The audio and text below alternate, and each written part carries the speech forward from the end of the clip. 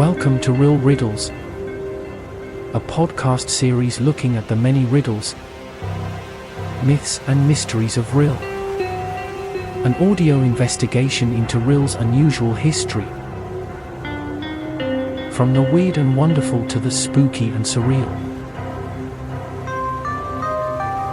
Join me as we venture back into Rhyl's past.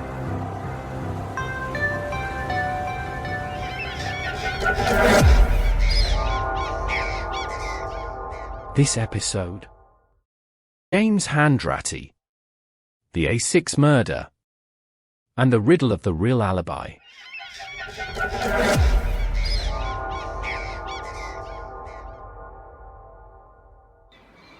In the bloody annals of true crime, the town of Rhyl is of considerable importance.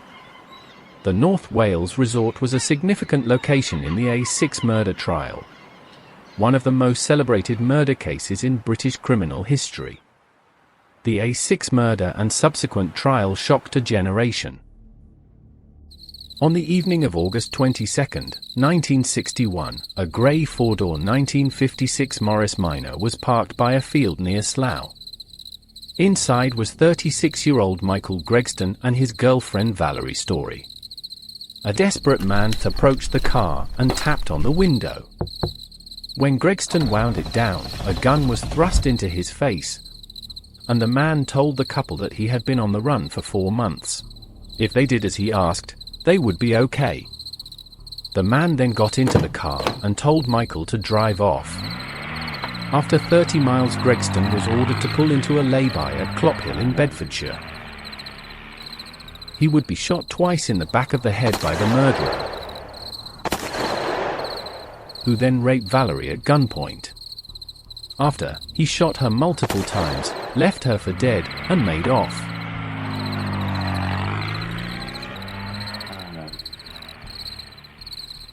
Early the next morning, a young man discovered the couple and alerted a farm labourer, who called an ambulance.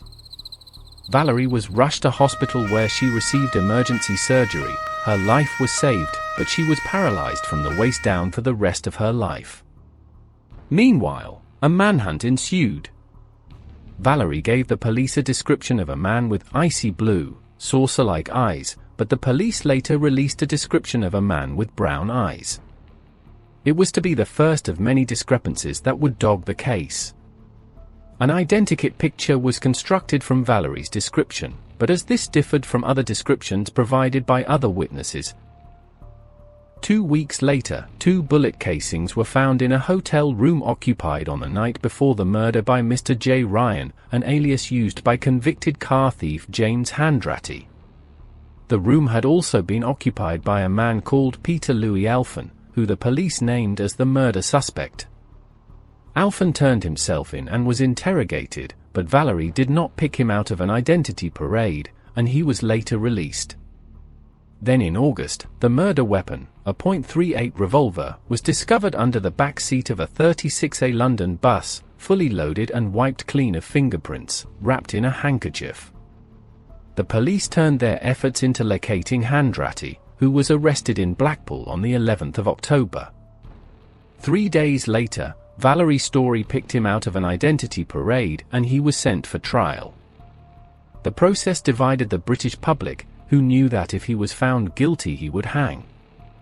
At 21 days, the trial was at the time the longest in British history, and in February 1962 Hanratty was found guilty of murder.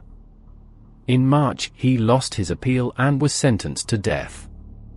The night before he died, Hanratty told his father that he didn't commit the murder, telling him, "Dad, tomorrow morning I shall take this like a man, but they've pinned this onto me," and asked that the family clear his name.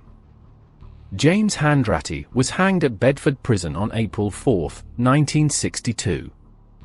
He was 25. Following his death, many questions remain unanswered. Why did Alphen later admit to the crime? Why did a sweet shop owner in Liverpool, more than 150 miles away, confirm that she spoke to Hanratty just before the murder? Why were the public told the killer had blue eyes, then brown? Why did multiple witnesses place him in Rhyl the day after the murder? Why did a landlady confirm that she let him stay in her B&B on the night of the killing, before switching her evidence in court and then changing her mind again? Hanratty's claim he was 250 miles away from the murder scene at a country lane on the A6 in Bedfordshire was dismissed during the trial as a lie. In the summer of 1961, Hanratty's habit for petty thieving took him to Liverpool to sell jewellery to raise money. Days earlier, Hanratty had been in Cardiff on the run from the police after stealing a car.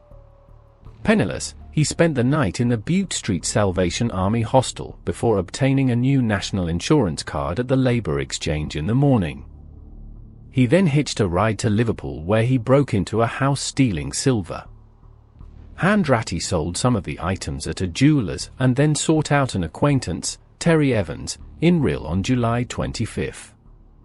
He asked Evans to help him find a job at Ryl's Ocean Beach amusement park, but he quit as a Dodgems attendant after just one night, complaining the seafront was drafty. Hanratty then went back to London, but repeated his trip to the Liverpool area a month later in August for 3 days from August 22 to 24, covering the time of the A6 murder. It is thought possible he went back to Liverpool to try and sell more jewellery.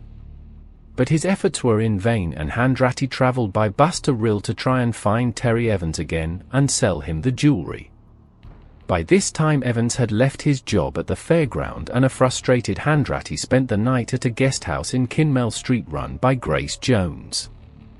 In the morning, he went to a barber's shop for a shave and then had lunch at a cafe called Dix's, which he knew was often frequented by Evans. During the afternoon, Hanratty passed time in Ryl's amusement arcades and visited the Woolworth store. Having failed to find Evans, Hanratty returned to Dix's for another coffee before spending a second night in Rhyl. The following morning, more than 36 hours after the A6 murder had taken place, Hanratty claims he returned to Liverpool and bought a ticket for the midnight train back to London. Before he left, he sent a telegram to a friend, Dixie France, in Finchley Road, London, saying he would be back on Friday. He spent part of the journey talking to 2 Cockney plumbers, who boarded the train at Stafford. Hanratty's Rhyl alibi formed an integral part of Hanratty's defence.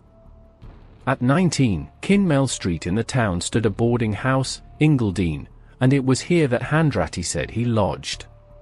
Hanratty's story, that he wound up at this modest terrace near the railway station after trudging the streets in search of a bed, became known as the Rhyl alibi. If, as he claimed, he knocked here on the evening of Tuesday, August 22, 1961, in search of accommodation, he could not have been the gunman who climbed into the Morris Minor that Michael Gregston and Valerie Story had parked in a deserted field. The guest house where Hanratty claimed he had been staying dates from 1910, but has few Edwardian pretensions. The station and railway lie to one side. Today, many of the tall, terraced houses have been split into flats. In the 1960s, says Paul Hosker, this was a street of guest houses. He lives here now with his partner, Karen Roberts, great-niece of Ingledene's landlady, Grace Jones. It was Mrs. Jones who was pitched into the public glare in February 1962 to testify at Hanratty's trial. Mrs. Jones had run Ingledene as a guest house since moving there in 1953. Of her 6 bedrooms, 3 were let, often to families who returned for their summer holidays year after year. In those days, Rhyl in high season was full, so was Ingledene. That was why, when a young man came looking for accommodation one evening in August 1961, Mrs. Jones had reason to remember him. James Hanratty fetched up on her doorstep at the end of a long day. He said he had spent most of it in Liverpool. He had arrived in Rhyl in mid-evening and looked in vain for a man called Terry Evans who had befriended him a few weeks before. He had then wandered around, asking about somewhere to stay. By the time he knocked at Ingledene, it was dark. Hanratty's big problem with his Rhyl alibi was that he only claimed it once his trial for murder was underway. Hitherto, his defence had been that he had, indeed, been elsewhere on the murder night, but in Liverpool, not Rhyl. Hanratty's 11th-hour change of story not only dismayed his own defense lawyers, but confused the jury. Nevertheless, once Hanratty had produced his real alibi, he seemed to copper-bottom it with impressive detail. The one thing he couldn't remember was the address or the landlady's name, recalling only that she was about 50, like my mother. Mrs. Jones was a young-looking 58. Testifying in his own defense at Bedford Assizes, Hanratty said he stayed at a small guest house towards the railway, the back end of Rhyl, which had a B&B sign. He slept in a back room from where he could hear, but could not see, trains shunting. He remembered a big hall stand and a potted plant. Hanratty said he paid 25 shillings to stay 2 nights. But the most telling detail was Hanratty's recollection of having a green bath in his room. The defense team was scrambled to Rhyl to search for the guest house and the landlady who could, it seemed, rescue Hanratty from the gallows. When an inquiry agent turned up at Ingledene and showed Hanratty's photograph to Mrs. Jones, she said she seemed to recognize him. When Evans was also located, the pair were driven south to Bedford. Mrs. Jones had no inkling of the ordeal that lay ahead. Apart from a trip to Blackpool, she had never been outside Rhyl in her life. She was a strong woman, but not so strong as to survive a mauling in a court of law. A mauling is exactly what she got. Crown Counsel Graham Swanwick QC attacked her character and reputation, teasing her that a little good publicity for Ingledene would not come amiss. It got worse. Mrs. Jones was thrown by the production of Ingledene's lamentably incomplete visitor's book, and flustered when she dropped it in the witness box, causing loose pages to spill out. This naturally helped to reinforce an impression of a household whose affairs were in disarray. Then Swanwick began drilling on the fact that, contrary to council regulations, Mrs. Jones had installed a bed in her top bathroom. In the busy high season, she sometimes let it to visitors. This, it seems, is what had happened on the night Hanratty stayed. On the first night, he had slept in this bed, which is why he remembered the green bath, but on the second night, Mrs. Jones had moved him to a proper guest room. This unofficial accommodation in the bathroom explains why the door was marked private, and why anyone sleeping in it was unregistered. The rules against visitors sleeping in the bathroom also explain why Hanratty was given breakfast in the back room, away from the other guests. Hanratty recalled 2 tables in the back, where I had breakfast, a room from which he could see through a window to a rear courtyard. It seems likely that Hanratty did indeed stay at Ingledene, but the crucial question is, when did he do so? Will probably never be settled. Was it indeed on the dates of the murder, or as already mentioned, an earlier visit? In 1967, an inquiry into the Rhyl alibi, led by Detective Chief Superintendent Douglas Nimmo of Manchester City Police, found no further evidence which might have influenced the verdict. Mrs. Jones lived to be 92, and always maintained that Hanratty had stayed at Ingledene on the A6 murder night. She left the house to her daughter, Brenda Harris, who was living there in August 1961 and who, like her mother, was convinced of Hanratty's innocence. On Mrs. Harris's death in 1997, Ingledene passed to Rita Roberts, who sold it to her social worker daughter Karen. The family still believe Hanratty stayed here, says Karen. We take that as a fact. Her partner Paul, who works in community health, thinks Hanratty may have had a learning disability, which was why he was so slow to grasp his perilous predicament.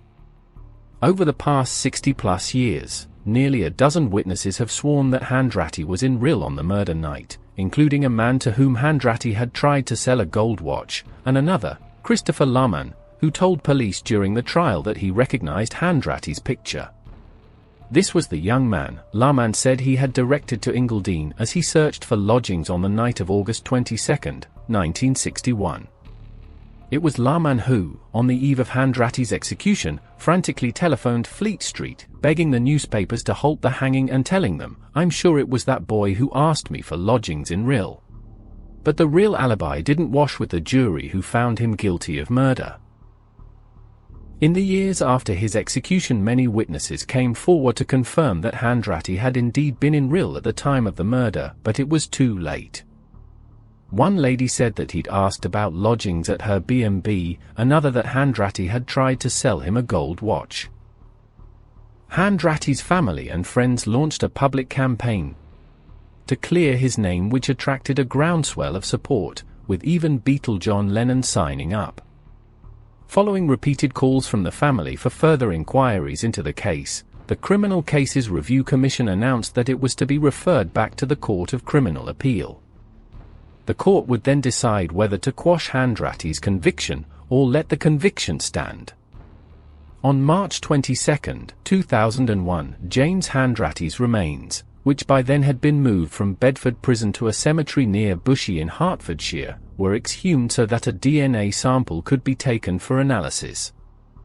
The DNA sample extracted from Hanratty's exhumed body was matched by forensic experts to 2 samples from the crime scene, and in May the following year, the Court of Criminal Appeal ruled that Hanratty's conviction was sound and that there were no grounds for a posthumous pardon. From the family's point of view, the way the evidence was stored and handled compromised it, stating that the exhibits were all kept in the same box and passed around the jury. The handkerchief wrapped around the gun did belong to Hanratty, but the gun wasn't originally wrapped with the handkerchief. Due to the nature of the storage and testing of the exhibits, the truth of Hanratty's guilt may never 100% be proven. The case may simply rest on his alibi that he stayed in a guest house in Rhyl. The Edwardian property in Kinnell Street still belongs to the family of the deceased landlady Grace Jones. It still contains, in a small bathroom, as described by Hanratty in his original police statement, a green bath.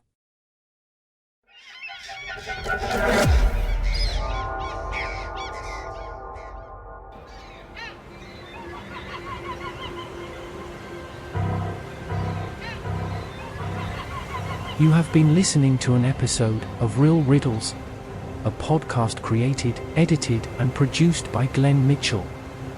Join us again for another journey back into Ryl's past. Subscribe, share the link to this podcast, and comment. Let us know what topics you would like covered in the next episode of this series.